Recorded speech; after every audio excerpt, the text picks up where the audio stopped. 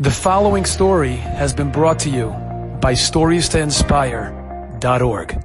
This story happened a couple of weeks ago in Eretz Yisrael. Beautiful story, quick story. This person learns in a kollel in Bet Shemesh. I think it was Bet Shemesh Ramot Bet. Too many Ramots there. Ramot Hey, Dal, Vav, Vav, Sofit. I don't know what's going on. This was Ramot Bet.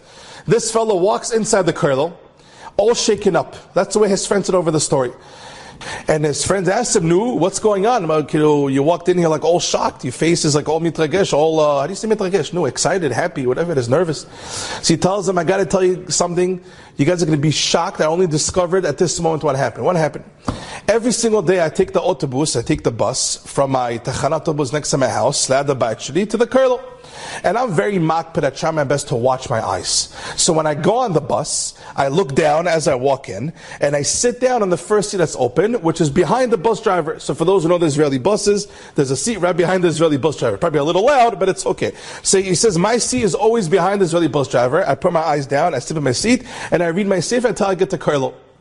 What happened was, I go on the bus today, and the bus driver, who basically picks him every single day, now I go to bus, tells me, "Atem adatiim, you the religious people, yesh lachem mashu, there's something about you." He's like, "What are you talking about?"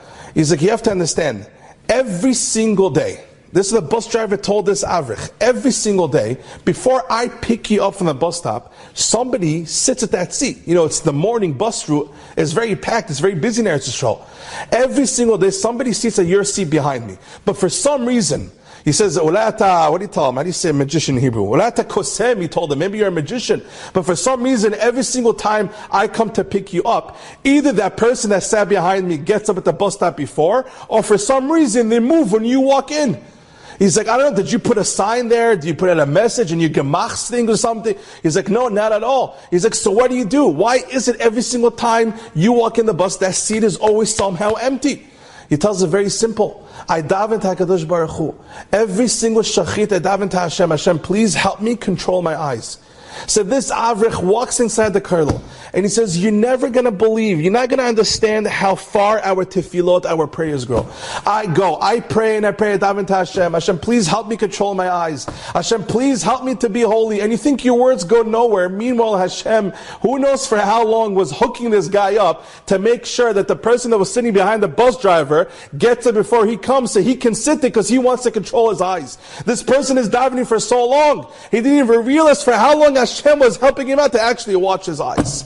The koyach of tefillah. Why was this guy nervous walking into kollel? Why was he all mitragesh? You know why? Because sometimes we daven, but maybe we don't really chap how much our davening does. We don't really understand the power that we have when we daven for something. So the first thing to do if one wants to control his eyes, a person should daven. I'm talking to myself. Hashem, give me the zechut to be holy. Give me the zechut to be a ish kadosh. Our tefillot make a difference. Enjoyed this story? Come again. Bring a friend. StoriesToInspire.org